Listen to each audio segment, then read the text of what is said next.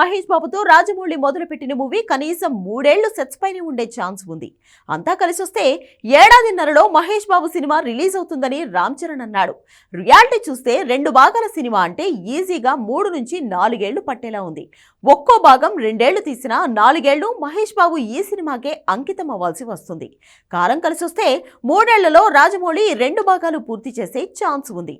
అది జరిగితే ఆ తర్వాత రాజమౌళి ఎవరితో సినిమా తీస్తాడు? RRR 2 నిజంగానే మొదలవుతుందా అంటే ఎవరికి అయితే ఆ నమ్మకం లేదు. కానీ రాజమౌళి కూడా పూర్తిగా మహేష్ బాబు సినిమా మీదే ఫోకస్ చేయడంతో నెక్స్ట్ ఎవరితో అని అంచనా వేసే పరిస్థితి లేదు. కాకపోతే ఎన్టీఆర్, చరణ్, ప్రభాస్ ఈ ముగ్గురులో ఎవరితోనైనా ప్రాజెక్టు ప్లాన్ చేసే ఛాన్స్ ఉందని ఊహించుకోవడమే తప్ప మరో ఛాన్స్ లేదు. అయితే అల్లు అర్జున్ విషయంలో మాత్రం ఎప్పటి నుంచో రాజమౌళిని కన్విన్స్ చేసేందుకు అల్లు అరవింద్ ప్రయత్నాలు చేస్తూనే ఉన్నాడు. మగధీర తర్వాత కూడా చాలాసార్లు రాజమౌళిని తన కొడుకుతో సినిమా తీయమన్నట్లు ప్రచారం కూడా జరిగింది. కానీ ఆ కాంబినేషన్ సెట్ కాలేదు. ఇప్పుడు సెట్ అవుతుందా? ఎన్టీఆర్తో రాజమౌళి తన నెక్స్ట్ ప్రాజెక్ట్ ప్లాన్ చేసే అవకాశాలున్న వేళ సడన్ గా సీన్లోకి బన్నీని ముందుకు తీస్తున్నారా? అల్లు అరవింద్ ప్రయత్నాలు ఫలించే ఛాన్స్ ఎంత? అసలు ఎందుకు బన్నీతో ఇప్పటి వరకు రాజమౌళి సినిమా తీయలేదు? Have a look. Super star Mahesh బాబుతో రాజమౌళి సినిమా తీస్తున్నాడు. ఆల్రెడీ లాంచ్ చేశాడు.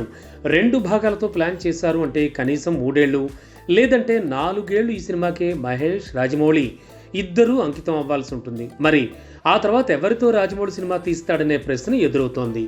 ఇప్పటి వరకు రాజమౌళి జర్నీ చూస్తే ఎన్టీఆర్తో student number 1, Simhadri, Yamadonga, RRR తీశాడు. ఇక ప్రభాస్తో ఛత్రపతి, బాహుబలి 1, బాహుబలి 2 తీశాడు. రామ్ చరణ్తో మగధీర, RRR తీశాడు. ఇలా చూస్తే రాజమౌళి కెరీర్లో ఎక్కువ శాతం వర్క్ చేసిన హీరోలనే రిపీట్ చేశాడు. కాబట్టి మహేష్ బాబుతో తీస్తున్న మూవీ తర్వాత మళ్ళీ ఎన్టీఆర్, చరణ్, ప్రభాస్ ముగ్గురులో ఎవరితోనైనా ప్రాజెక్ట్ ప్లాన్ చేసే ఛాన్స్ ఉంది. అయితే మహేష్ బాబు తర్వాత తమిళ హీరోలతోనూ, హిందీ స్టార్లతోనూ రాజమౌళి సినిమా ప్లాన్ చేయొచ్చుగా అనే డౌట్ రావడం కూడా కామనే. కానీ తెలుగు హీరోలతోనే తనకు కంఫర్ట్ అని రాజమౌళి పరోక్షంగా ఎప్పుడో తేల్చాడు.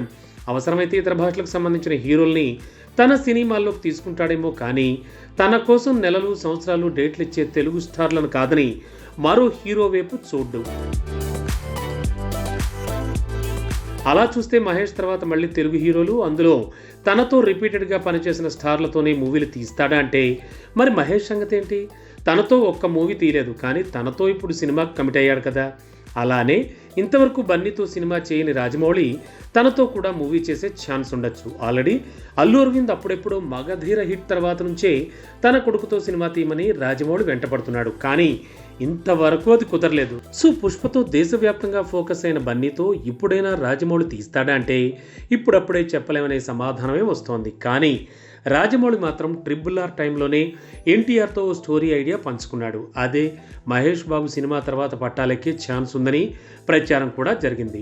కానీ సీన్లోకి బన్నీని తీసుకొచ్చేందుకు అల్లు అరవింద్ శత విధాల ప్రయత్నాలు చేస్తున్నాడు.